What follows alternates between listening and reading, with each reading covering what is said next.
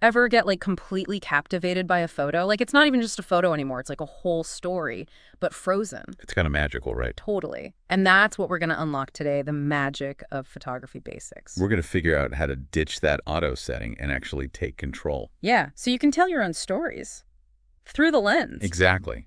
And the best part is you don't even need a fancy studio or years of experience. Really? So what does it start with? The fundamentals, Yeah. really. Those are the building blocks of any amazing photograph. So true. Like I remember trying to get some good pics of my dog at the park. Oh, yeah. All that running and energy, Yeah. and they just turned out blurry. Like a mess. Happens to the best of us. It was the shutter speed, right? That was my nemesis. Shutter speed. A common foe. But once you figure it out, it's like your secret weapon. Okay, so then, like, riddle me this. What exactly is shutter speed? Okay, so think of it like a window blind. Mm. In your camera, a fast shutter speed is like snapping the blind shut super fast, just a quick burst of light. And that's how you freeze action, like your dog on a walk. Makes sense. So then a slower shutter speed would be like lowering the blinds really slowly. Exactly. The light streaming in over a longer time, and that can make things blurry, but like in a good way. Ooh. For art. Ooh, artsy. Yeah.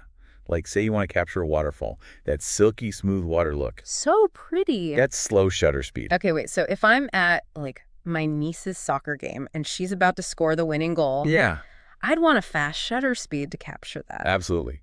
You want to freeze that moment, freeze her triumph, and you do that with a fast shutter speed.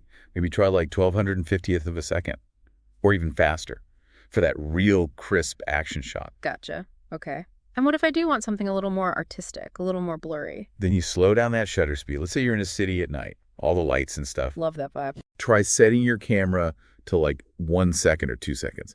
And then when you take the picture, all the cars driving by, there'll be streaks of light. It's so cool. Okay, that's really cool. So fast shutter speeds for action, slow shutter speeds for artsy stuff. It's crazy how one little setting can change everything. It's true. Yeah. And that's just the beginning. Wait, there's more. So much more. Shutter speed's just one part. There's 2 more players in this game we call light, aperture, and ISO. And they each have like their own superpowers. Oh, I am so ready to unlock those superpowers. Let's do it. Let's talk aperture, which, if I'm remembering this right, that's all about how much of the photo is in focus. You're totally on the right track. Aperture is about controlling the depth of field. So imagine you're taking a portrait, right? Okay. Yeah. And you want that really pretty blurred background so your subject really pops. Ooh, yeah, yeah. Like the pros do it. That's from using a wider aperture. And this is where it gets a little tricky, but basically a wider aperture is a smaller f-stop number, like f1.4 or f2.8. Wait, so wider aperture means smaller number. It's kind of counterintuitive, yeah. Yeah. But basically, the wider the aperture, the more light gets in, kind of like when your pupil gets bigger in the dark. Okay, okay. So wider aperture, smaller f-stop number, more light, blurrier background. Got it. What about if I want everything in focus? Like if I'm taking a picture of a really pretty landscape? Perfect example. For landscapes, you'll want a narrower aperture. Yeah. So that means a higher f-stop number, something like f8 or f16. It's like when you squint your eyes to see something better. So basically, I can use aperture to choose what I want to emphasize. If I only want the viewer to see this and not that, I can blur out the that. Exactly. It's a way to direct the viewer's eye. And it adds a certain mood, you know. Photography's way more intentional than I thought. It totally is. So we've got shutter speed for controlling the motion and aperture to control the focus and the mood. What about that third musketeer we talked about? ISO. Ah, yes, ISO. I know it has something to do with light sensitivity, but... A worthy mystery to unravel. Think of ISO like it's your camera's way of seeing in different light conditions. It's kind of like how our eyes adjust in the dark. Yeah, exactly. Like when it's super bright out, you can keep your ISO low, around 100 or 200. It's like your camera's vision is set to normal. Okay. But then what about when you're shooting in like a dimly lit restaurant or something?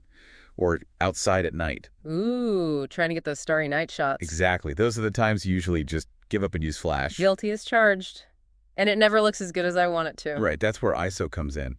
If you boost it up to like 800, 1600, even higher sometimes, Wow, okay. you're basically telling your camera to be more sensitive to light, like turning up the volume on a microphone. So I can actually take pictures when it's darker out without using flash. You got it. But there's always a but, right? Uh-oh. What's the catch? Well, it's not really a catch, more of a trade-off. When you crank up that ISO, your pictures might get a little grainy. Oh, right.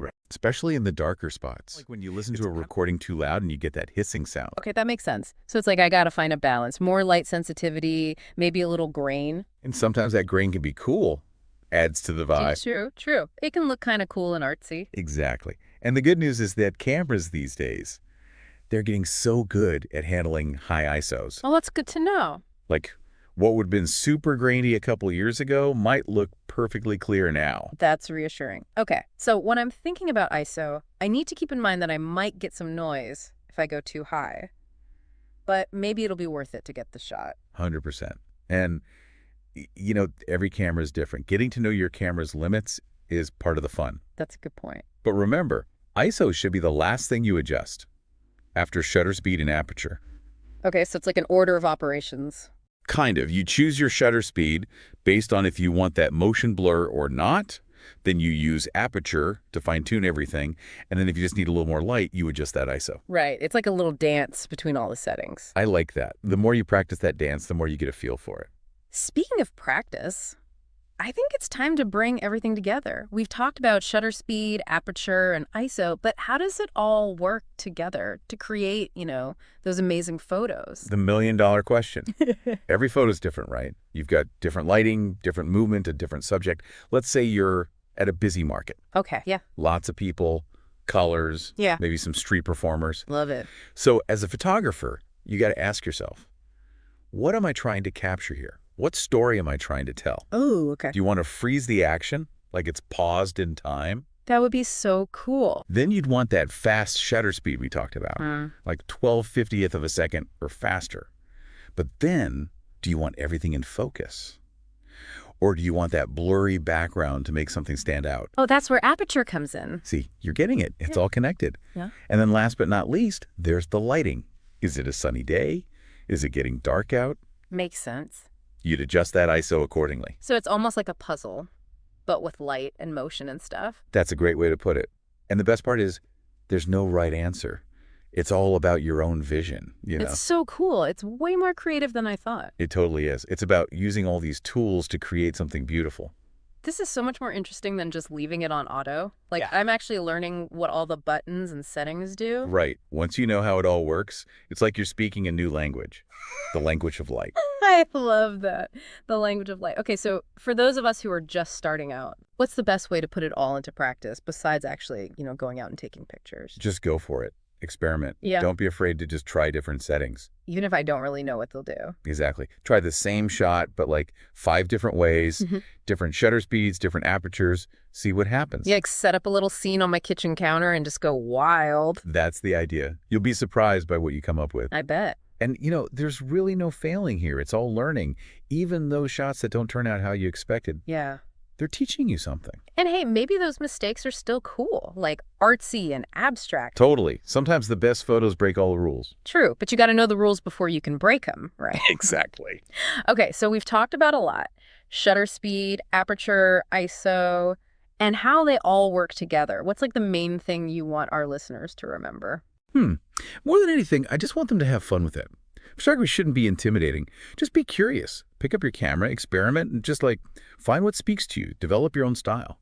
I love that. Okay, so as we're wrapping up this deep dive, Yeah. one last thought-provoking question for everyone listening.